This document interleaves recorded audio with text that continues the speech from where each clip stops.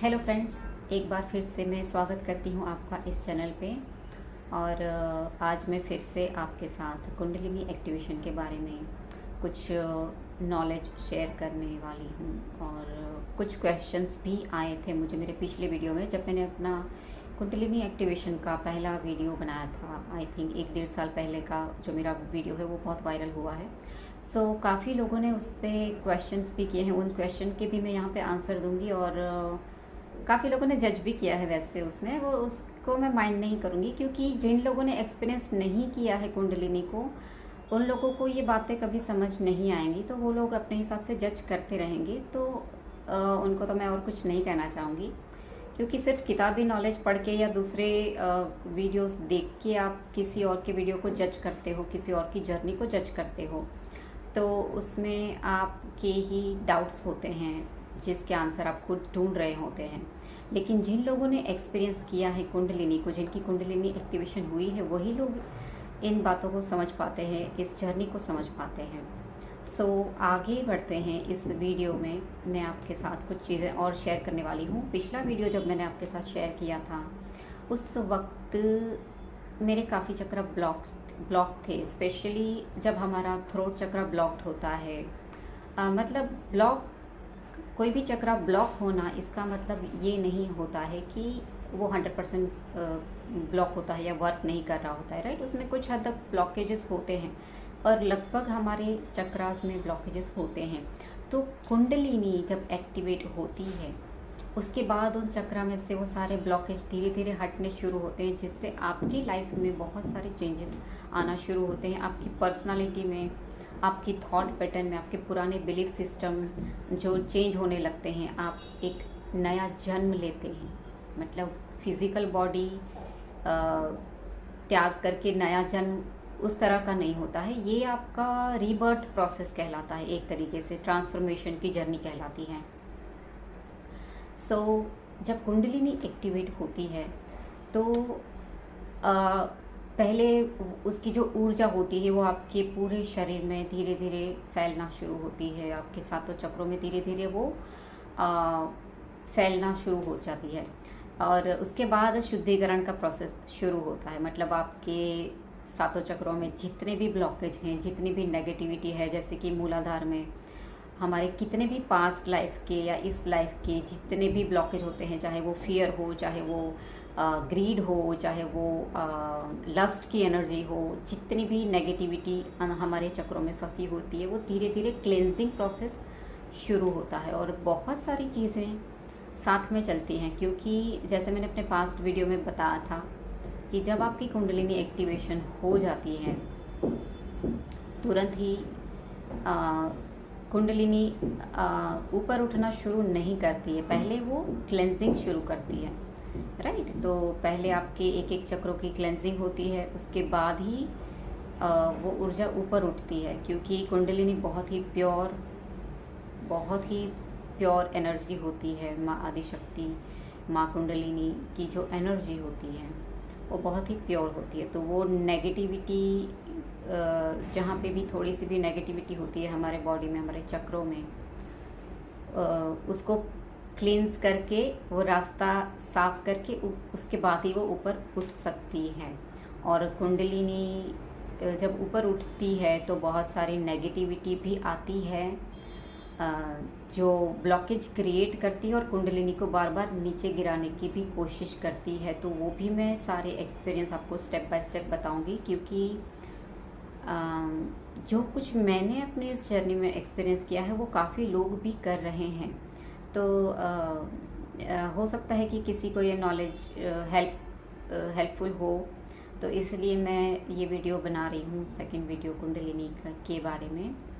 सो जब 2-2.5 साल पहले मेरी कुंडलिनी एक्टिवेट हुई थी, उसके बाद से लेके अब तक मैंने जो भी एक्सपीरियंस किए हैं, स्पेशली अभी ये पिछले 1 साल में जो एक्सपीरियंसेस हुए हैं मुझे, मैं वो शेयर करूँगी आपके साथ।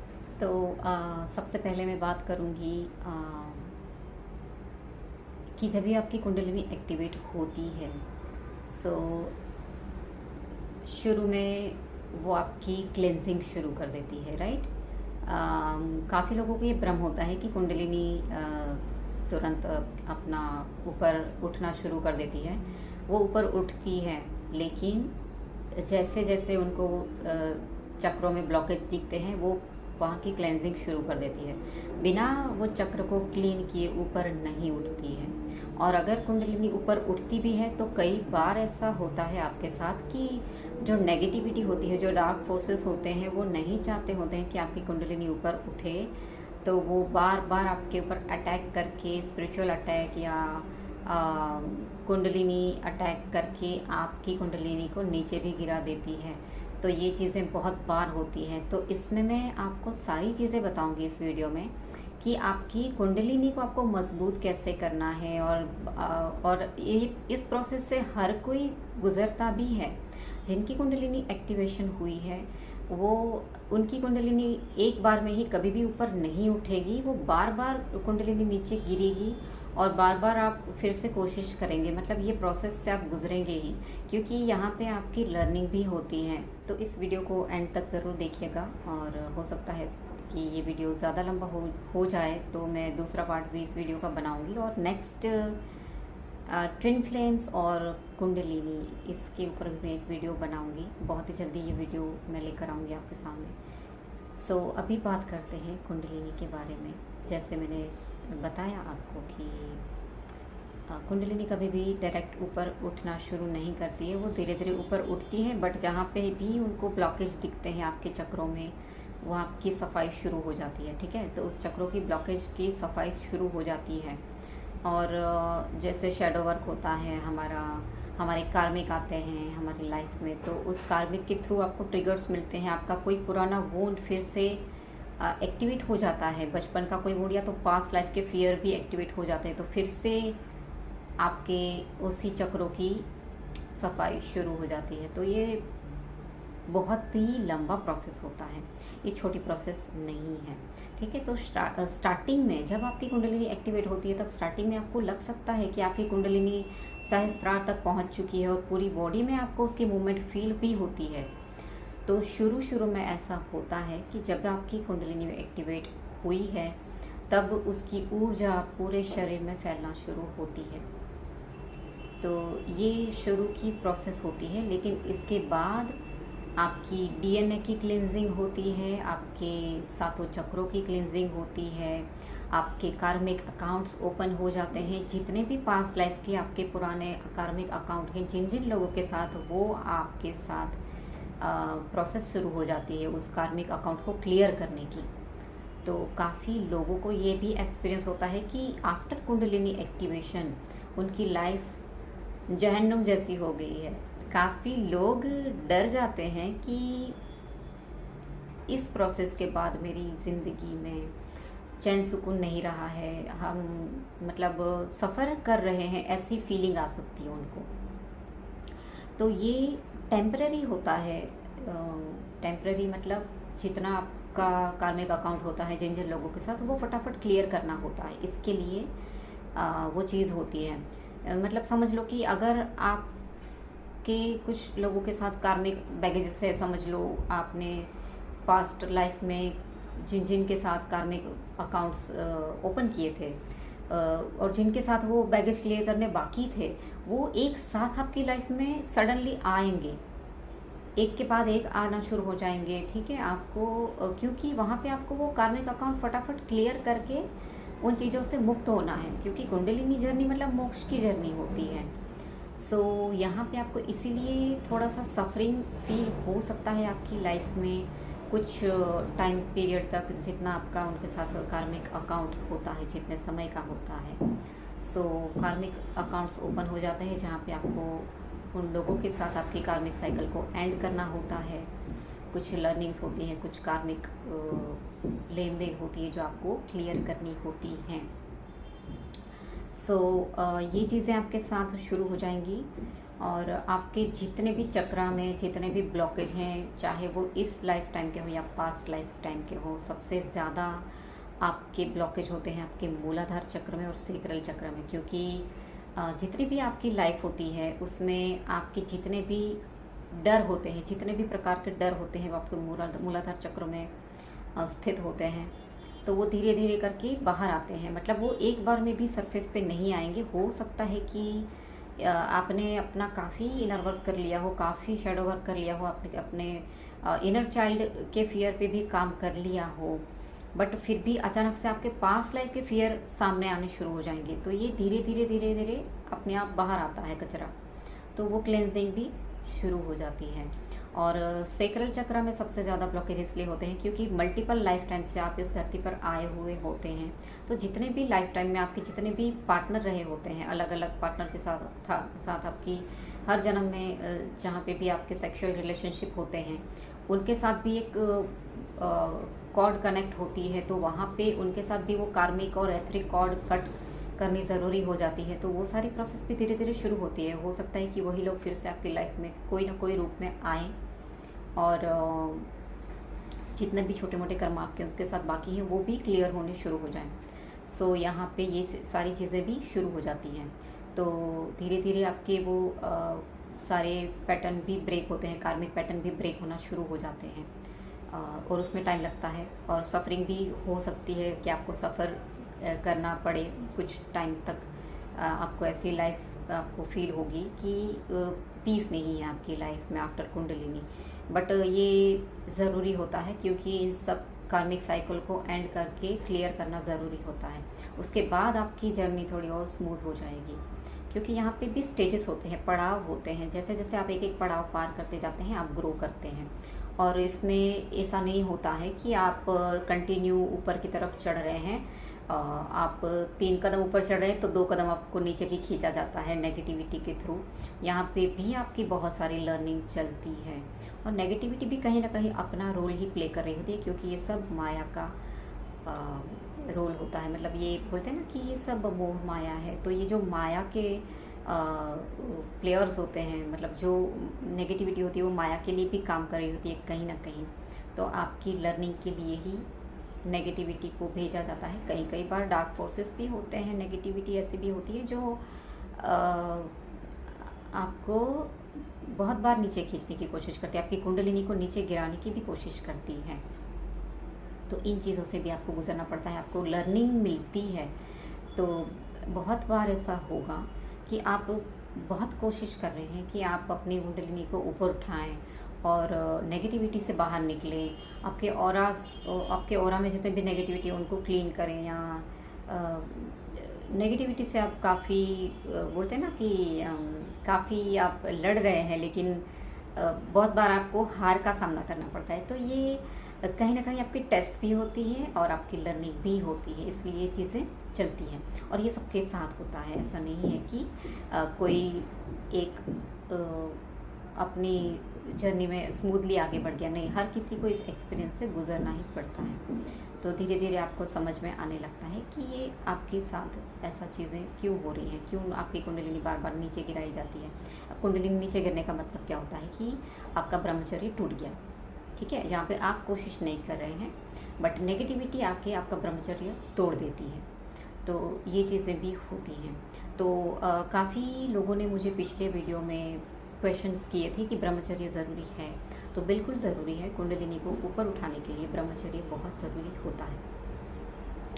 नेक्स्ट क्वेश्चन था कि अगर ब्रह्मचर्य ज़रूरी है तो जो लोग मैरिड हैं वो कैसे ब्रह्मचर्य को फॉलो कर सकते हैं। तो उनके लिए यही गाइडेंस है कि आप अपने पार्टनर को समझा सकते हैं। मतलब हो सके तो 15 दिन का तो ब्रह्मचर्य आपको रखना ही रखना है। और अगर कोई सिंगल है तो आपको अपना ब्रह्मचर्य कंटिन्यू रखना ही रखना है, ठीक है। और यहाँ पे जो लोग सिंगल हैं स्पेशली और जो अपना ब्रह्मचर्य कंटिन्यू रख रहे हैं, उनके साथ नेगेटिविटी बहुत ज़्यादा मैनिपुलेटिव रोल प्ले करेंगी, उनकी कुंडलिनी को नीचे गिराने की बहुत बार कोशिश करेंगी। और जो लोग मैरिड हैं वो लोग अपने पार्टनर को समझा के उनसे मतलब बातचीत कर सकते हैं कि एटलीस्ट 15 दिन आपको ब्रह्मचर्य का पालन करना ही करना है। बाकी फिर आप अपनी रूटीन लाइफ अपनी रूटीन लाइफ के हिसाब से आप अपनी लाइफ जी सकते हैं। सो ब्रह्मचर्य ज़रूरी होता है क्योंकि जो भी आपकी जो एनर्जी होती है, जो कुंडलिनी एनर्जी होती है, वो आपकी सेक्सुअल एनर्जी ही होती है जिसको ऊपर उठाना ज़रूरी होता है, राइट। तो जब तक वो एनर्जी आपकी ऊपर नहीं उठती है तब तक आप आगे नहीं बढ़ सकते आपकी जर्नी में। और जैसे जैसे वो एनर्जी ऊपर उठती है, आपका ऑरा मजबूत होने लगता है, आपका ऑरा की लेयर्स बढ़ने लगती हैं, आपके चक्र धीरे धीरे एक्टिवेट होना शुरू हो जाते हैं। और वो जो एनर्जी होती है वो बहुत ही प्योर एनर्जी होती है। इसीलिए जैसे जैसे आप ग्रो करते हैं आपकी जर्नी में, जैसे जैसे आप ऊपर उठते हैं, आपकी कुंडलिनी ऊपर उठती है, वैसे वैसे नेगेटिविटी आप पे अटैक करना शुरू कर देगी। मतलब नेगेटिविटी अपने आप उस लाइट को देख के, आपके ऑरा को देख के आपकी तरफ खींची चली आती हैं। और इसीलिए आपको बार बार आपके ऑरा की क्लेंजिंग, आपको ऑरा को लॉक करना पड़ता है, क्योंकि नहीं तो आपकी एनर्जी चुरा ली जाती है। इसलिए ये चीज़ों का भी आप बहुत फेस करेंगे आपकी जर्नी में। हो सकता है कि आपकी ऊर्जा चुराई जाती है, तो ये किसी भी प्रकार से हो सकता है।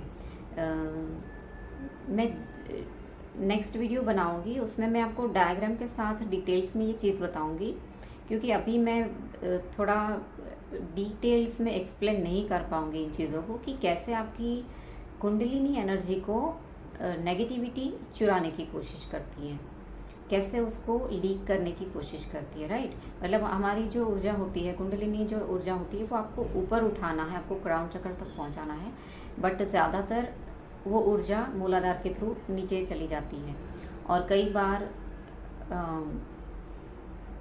जो साधक होते हैं वो अपनी ऊर्जा को ऊपर उठा रहे होते हैं, लेकिन नेगेटिविटी जो होती है, जो नहीं चाहती होती है कि आप अपनी जर्नी में आगे बढ़ें, ग्रो करें, आपकी कुंडलिनी ऊपर उठे, वो आपकी एनर्जी को लीक कर देती है, आपकी एनर्जी को नीचे गिरा देती है। ठीक है, तो ये चीज़ें भी बहुत बार होती है। और ये ड्रीम के थ्रू भी मैनिपुलेशन होता है, और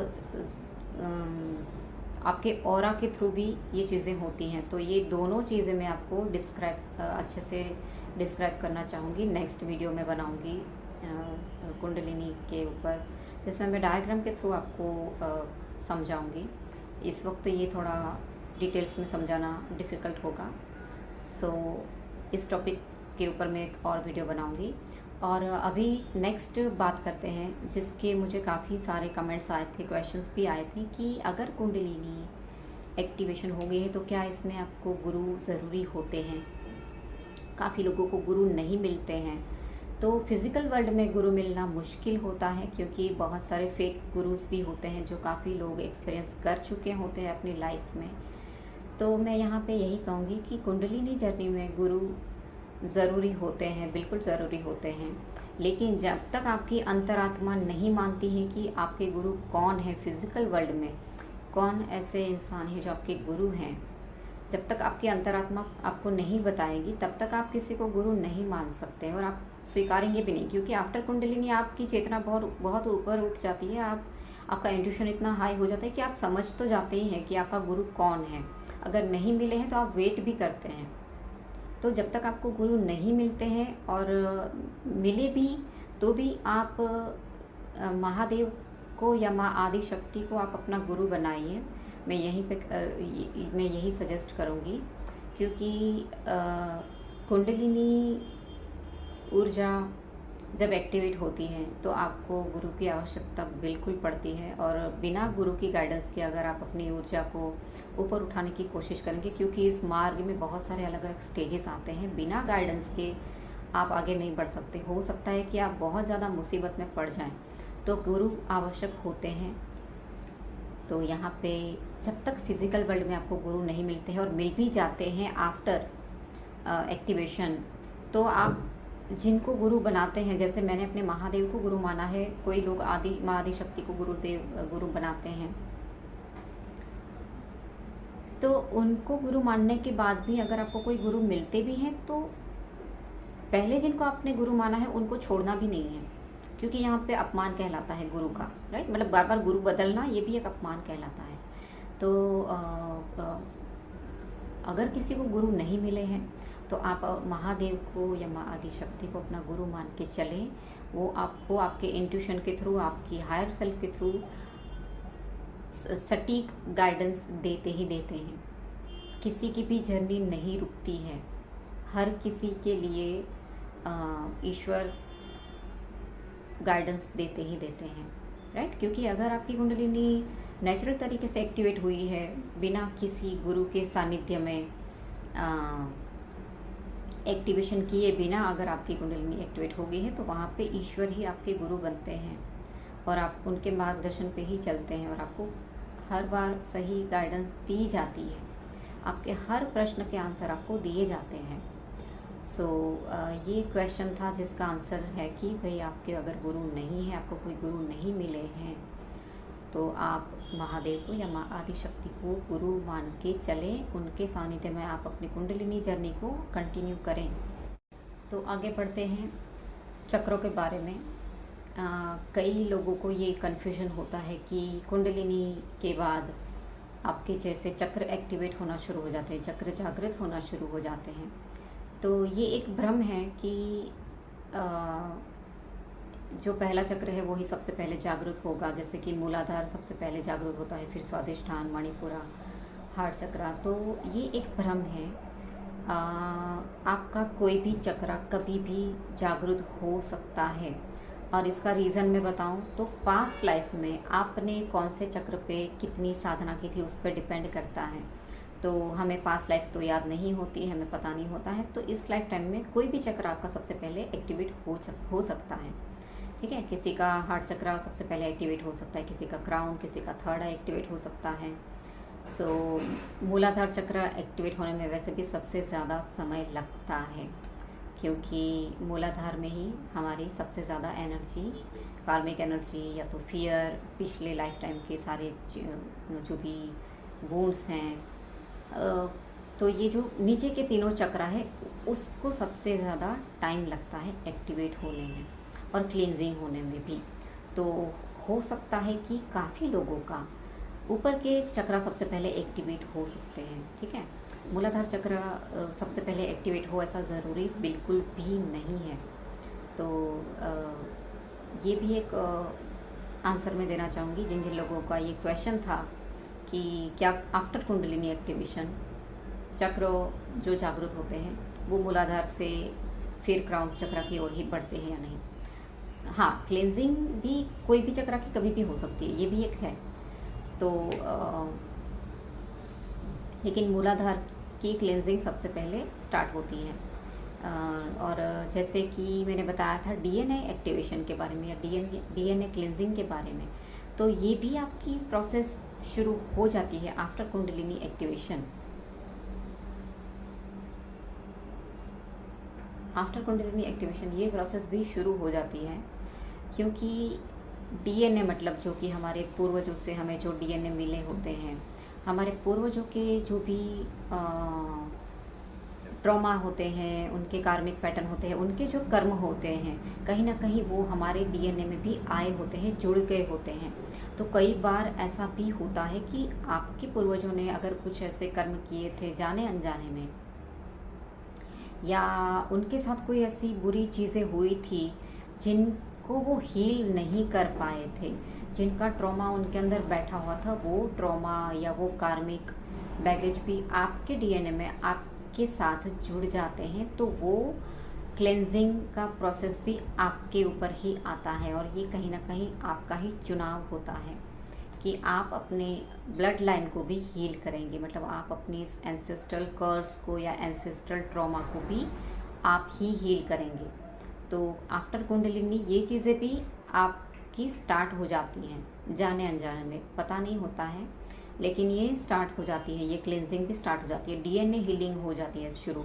डीएनए हीलिंग मतलब आपका जो डीएनए होता है आपके पूर्वजों से जो आपको मिला होता है, उसमें जैसे कि ये सारे ट्रॉमा या ऐसे कोई कर्म जो ऐसे होते हैं जो आपकी जर्नी में कहीं ना कहीं ब्लॉकेज क्रिएट करते हैं, पहले उस ब्लॉकेज को भी रिलीज़ किया जाता है, आपके डीएनए को क्लींस किया जाता है, शुद्धिकरण होता है वहाँ पे भी। उसके बाद आपका नया डीएनए जनरेट होता है। तो ये प्रोसेस भी शुरू होती है। मतलब फिर आपके एंसेस्टर के जितने भी ट्रॉमा जो अब तक आप फेस करते हैं, क्योंकि कई बार होता है ना, हम कई बार ऐसे देखते हैं कि अरे इनका चेहरा तो दादाजी के जैसा दिख रहा है, इनका कुछ आदतें उनकी नानी जैसी हैं या मम्मी जैसी हैं।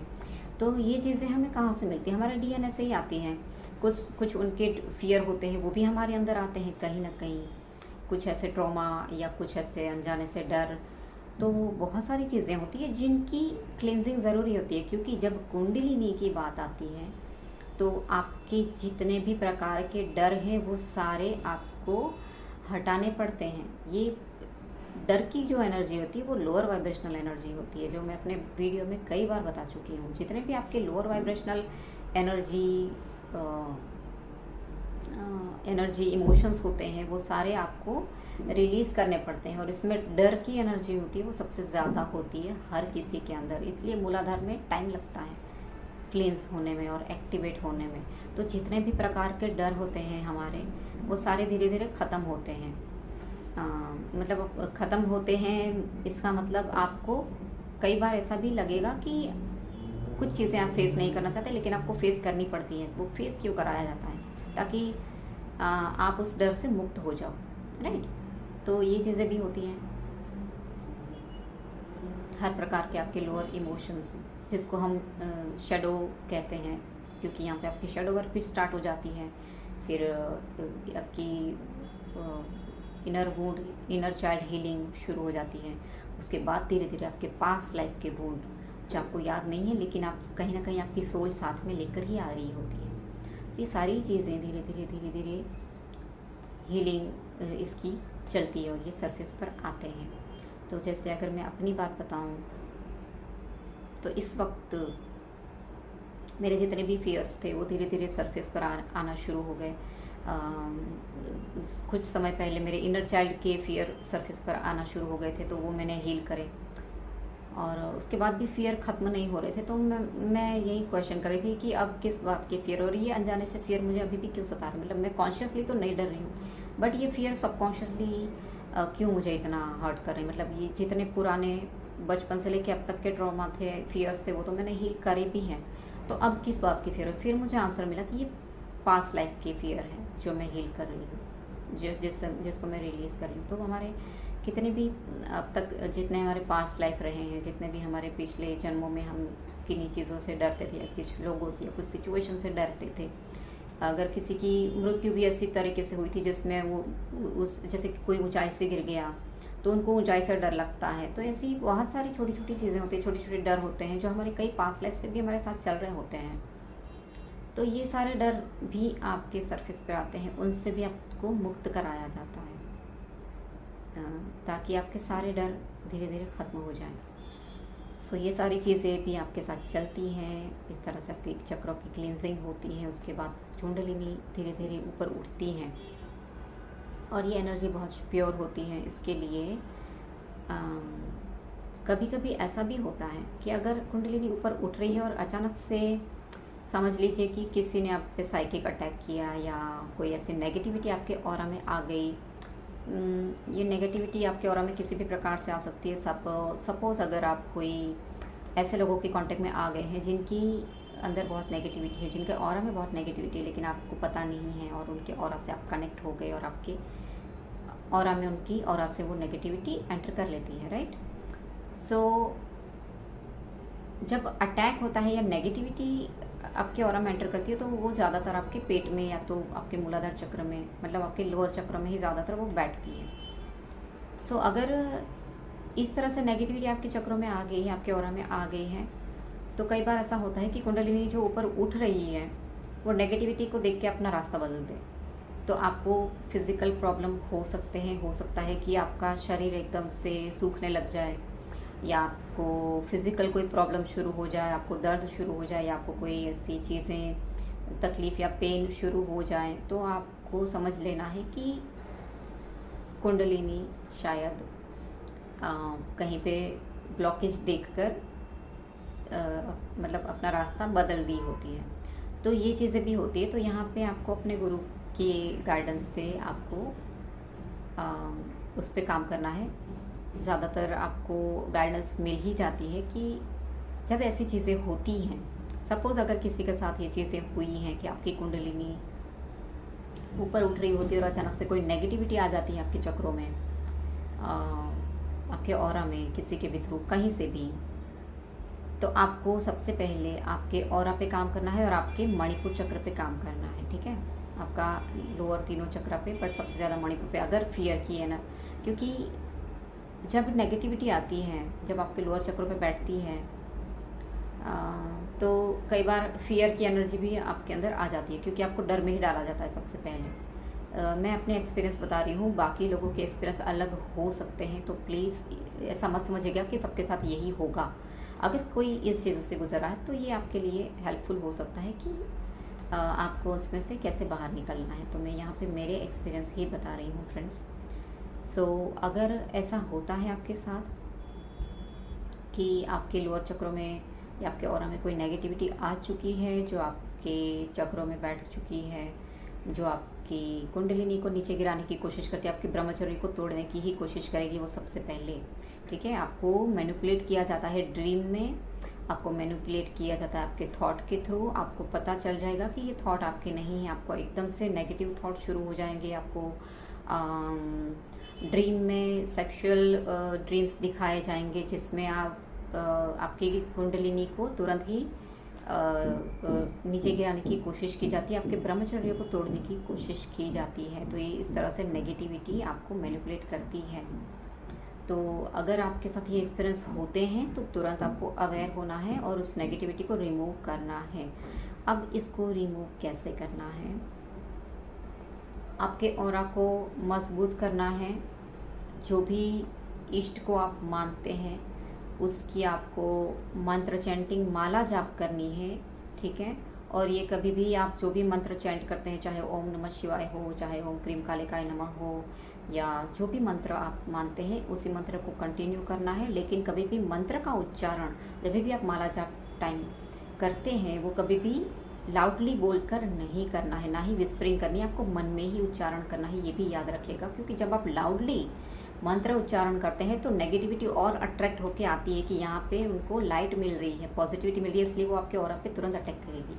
तो यहाँ पे अपने आप को प्रोटेक्ट करना भी ज़रूरी है। कोई भी मंत्र जाप कर रहे हैं, कोई भी माला जाप कर रहे हैं आप, तो कभी भी उसको लाउडली या विस्परिंग करके नहीं करना है, मन ही मन में आपको उसका उच्चारण करना चाहिए। तो ये बात का भी ख्याल रखिएगा। तो आपके ऑरा को मजबूत करने के लिए ये चीज़ करनी है, क्योंकि आपका ऑरा वीक हो गया तो नेगेटिविटी अटैक करेगी ही और आपके ऑरा में एंटर करेगी, आपके चक्रों पे बैठेगी, आपकी कुंडलिनी को नीचे गिराएगी। तो यहाँ पे आपको प्रोटेक्शन भी ज़रूरी है, आपकी कुंडलिनी को सेव करने के लिए, आपके ऑरा को सेव करने के लिए, आपकी एनर्जी को सेव करने के लिए। चलिए, अगर नेगेटिविटी आ गई, ठीक है, तो सबसे पहले ऑरा को मजबूत करना है, मणिपुर पे काम करना है, सूर्य को जल अर्पित करना है, सूर्य देव की पूजा करनी है, कपाल भारती करना है। और उस नेगेटिविटी को हटाने के लिए, स्पेशली जो आपका ब्रह्मचर्य तोड़ रही है, जो आपके ब्रह्मचर्य की ऊर्जा को, जो आपकी कुंडलिनी की ऊर्जा को बार बार नीचे गिरा रही है, उसको प्रोटेक्ट, उसको निकालने के लिए और उससे प्रोटेक्शन के लिए आपको सबसे पहले अगर किसी की हेल्प लेनी है तो वो है हनुमान जी की। ठीक है, हनुमान जी जो ब्रह्मचारी हैं, आपको उनको इनवाइट करना है, उनको प्रार्थना करनी है कि वो आपकी रक्षा करें, आपके ऑरा में जितनी भी नकारात्मक ऊर्जा है जो आपका ब्रह्मचर्य तोड़ने की कोशिश कर रही है उनको वो हटाएं।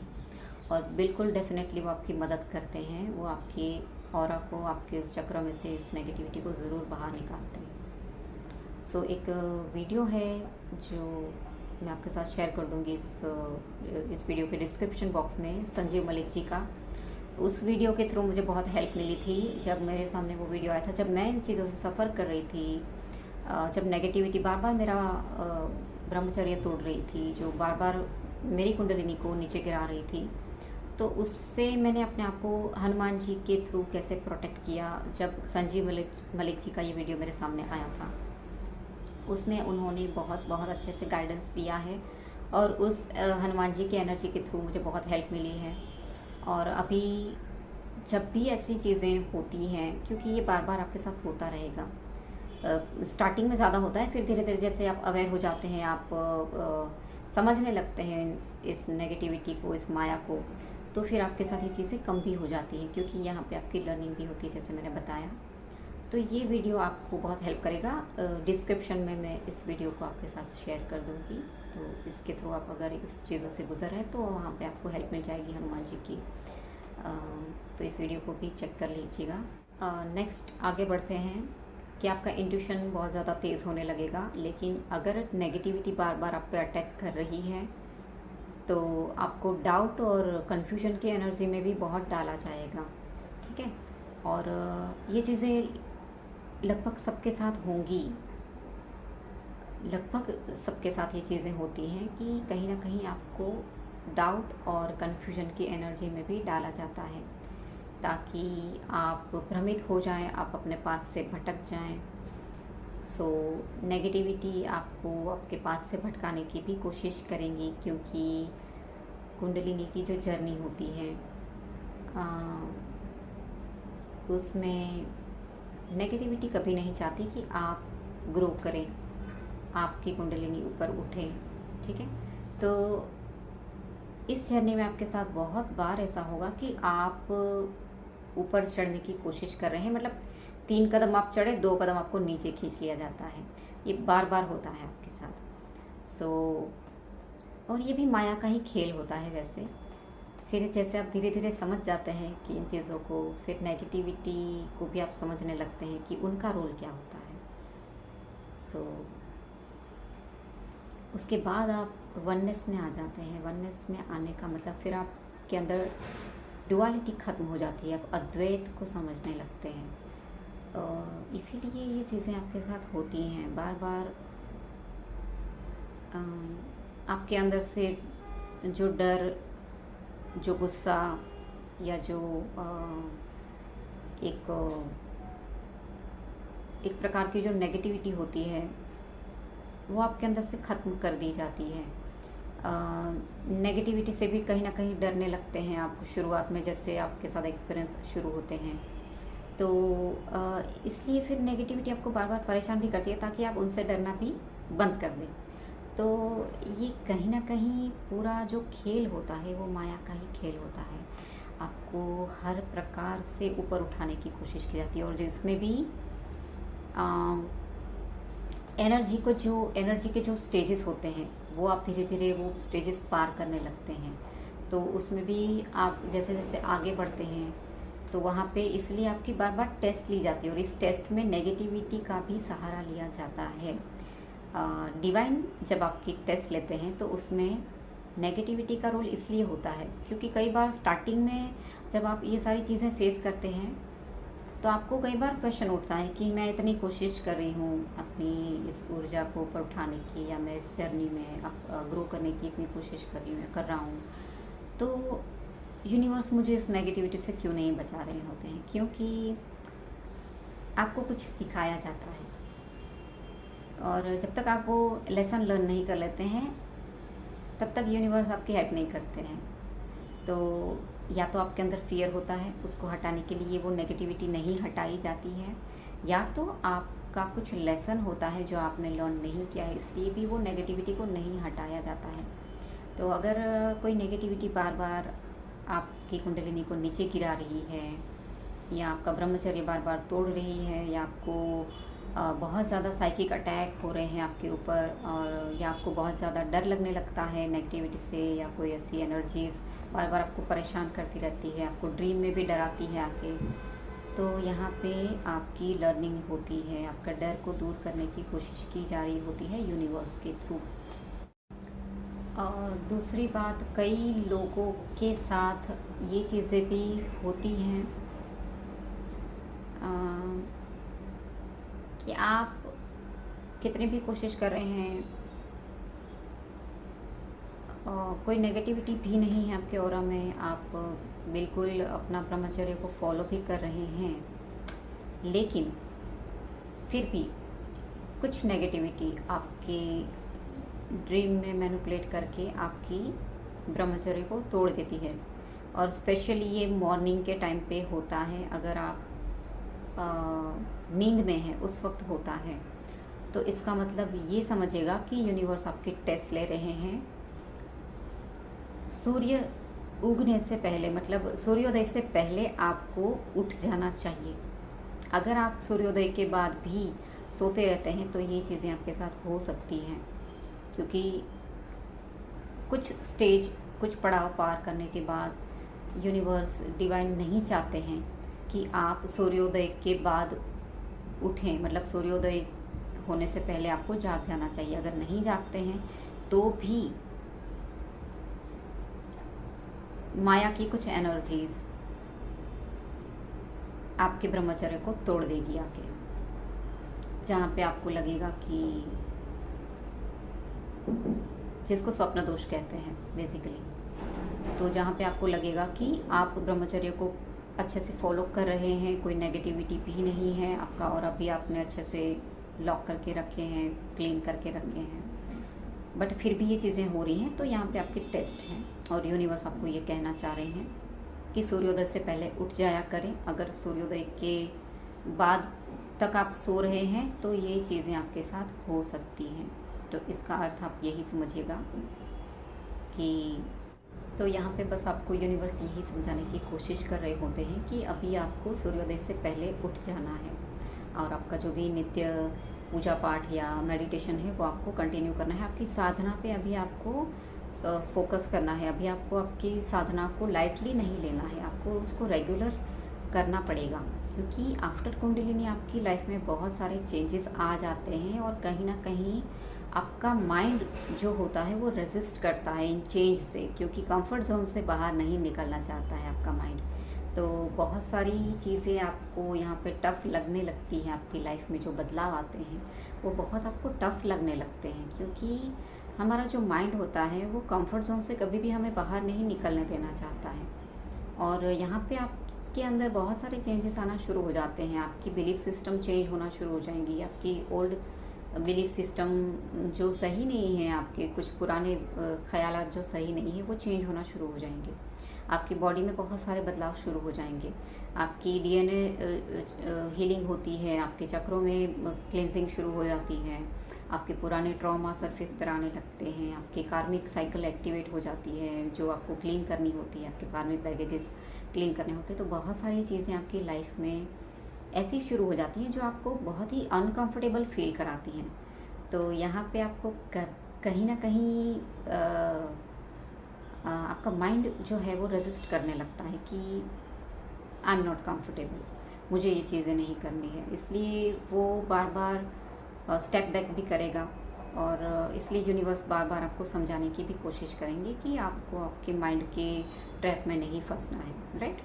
तो क्योंकि हमारा ईगो है वो तो अपना काम करेगा ही, और हमें ईगो की नहीं सुननी है यहाँ पे, हमें सिर्फ अपने हार्ट की और अपने इंट्यूशन की सुननी है। जो इंट्यूशन आपको परमात्मा की तरफ से मिलता है, जो आपके गुरु की तरफ से, आपकी हायर सेल्फ की तरफ से आपको गाइडेंस दी जाती है आपके इंट्यूशन के थ्रू। सो ये सारे जो चेंजेस आते हैं उसके लिए भी आपको फिर